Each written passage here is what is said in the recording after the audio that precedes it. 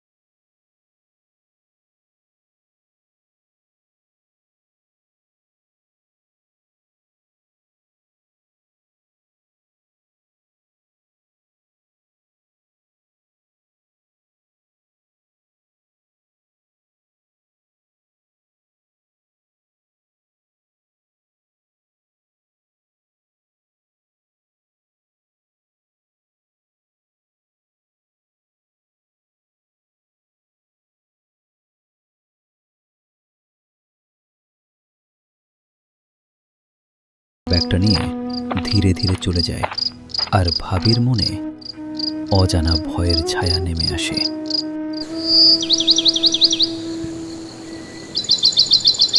পরদিন সকাল, মা দরজার দিকে তাকিয়ে বসে আছে। দুপুর গড়িয়ে যায়। দুপুর হয়ে গেল, বাতেন ভাই তো এলো না। সৃষ্টিকর্তা, আমাদের কি সর্বনাশ হলো! আমার টাকা, আমার গয়না। ঠিক তখন পাশের বাড়ির মহিলা আসে। কিরে, এমন কান্না করছিস কেন? আর বাতেনের নাম নিচ্ছিস কেন? ও তো আজ ভোরেই বউ বাচ্চা নিয়ে গ্রাম ছেড়ে পালিয়েছে। শুনলুম মানুষের অনেক টাকা মেরে উধাও হয়েছে। আমি শেষ হয়ে গেলাম। আমি কেন শয়তানটাকে বিশ্বাস করলাম? মায়া, তোর বাবাকে আমি কি জবাব দেব? আমরা এখন না খেয়ে মরব।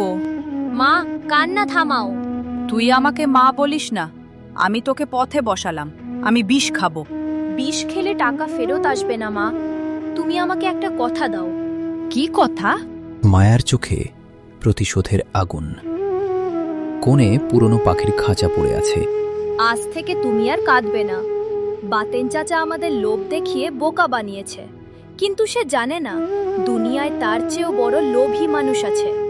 আর লোভী মানুষকে ঠকানো সবচেয়ে সহজ। তুই কি বলছিস? আমি কিছু বুঝতে পারছি না। আমি আমাদের সব ফিরিয়ে আনবো। শুধু যা গেছে তা না, তার চেয়েও বেশি আনবো। তুমি শুধু আমাকে সাহায্য করবি। তুই বাচ্চা মেয়ে, তুই কি করবি? বাঘ শিকার করতে হলে বাঘের গুহায় যেতে হয়। আমি জমিদার বাড়িতে যাব। ওই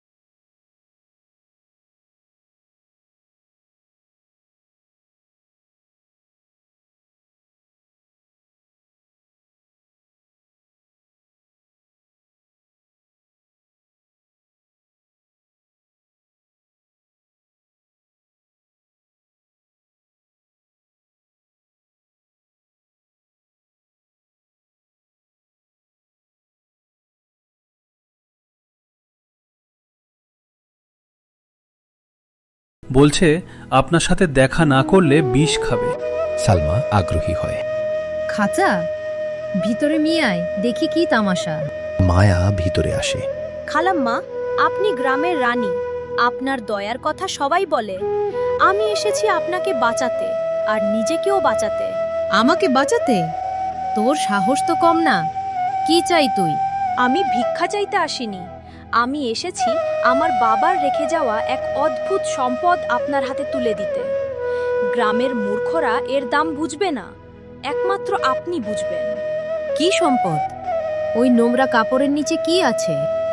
মায়া চারপাশ দেখে ফিস ফিস করে। খালাম্মা, কাউকে বলবেন না, জানাজানি হলে আমার জান যাবে। এটা একটা সোনার ডিম দেওয়া পাখি। সালমা অবাক। সোনার ডিম দেওয়া পাখি? তুই কি আমাকে গল্পের বইয়ের খুকি পেয়েছিস? এসব রূপ কথায় হয়। সালমা রেগে যায়। কালু, বের করে দে একে। মায়া তাড়াতাড়ি বলে ওঠে। বিশ্বাস না হলে পরীক্ষা করে দেখুন। আমার বাবা আরব দেশ থেকে এনেছিলেন। এই পাখি দিনে ঘুমায় কিন্তু রাত 12টায় গান গায়। গান শেষ হলে খাঁচার ভেতরে একটা করে সোনার দানা পাওয়া যায়, রোজ একটা। সালমার চোখ বড় হয়ে যায়। মানে মাসে 30টা? জি খালাম্মা, কিন্তু একটা সমস্যা আছে। কি সমস্যা? এই পাখি শুধু ভাগ্যবতী আর সুন্দরী নারীর হাতেই ডিম দেয়। মা অসুস্থ হওয়ার পর থেকে আর দিচ্ছে না। আমার মনে হয় আপনার হাতে আবার শুরু করবে। সালমা গর্বে হাসে। তা তো ঠিকই বলেছিস, আমার হাতে তো মরা গাছেও ফুল ফুটে। সালমা খাঁচা ধরতে যায়। মায়া চিৎকার করে। না, এখন খুলবেন না। দিনের আলো লাগলে পাখি ক্ষমতা নষ্ট হয়ে যাবে। একে পুরো অন্ধকারে রাখতে হয়। রাত 12টার আগে খোলা যাবে না। না। রোজ একটা সোনার দানা, বছরে 365। ওরে বাবা! সালমা লোভে পড়ে যায়। ঠিক আছে, আমি নেব। তুই কি চাস? মায়া মাথা নিচু করে। মায়ের চিকিৎসার জন্য কিছু টাকা চাই, আর একটা ঘোড়ার গাড়ি। এত রাতে একা ফিরলে ডাকাত মেরে ফেলবে।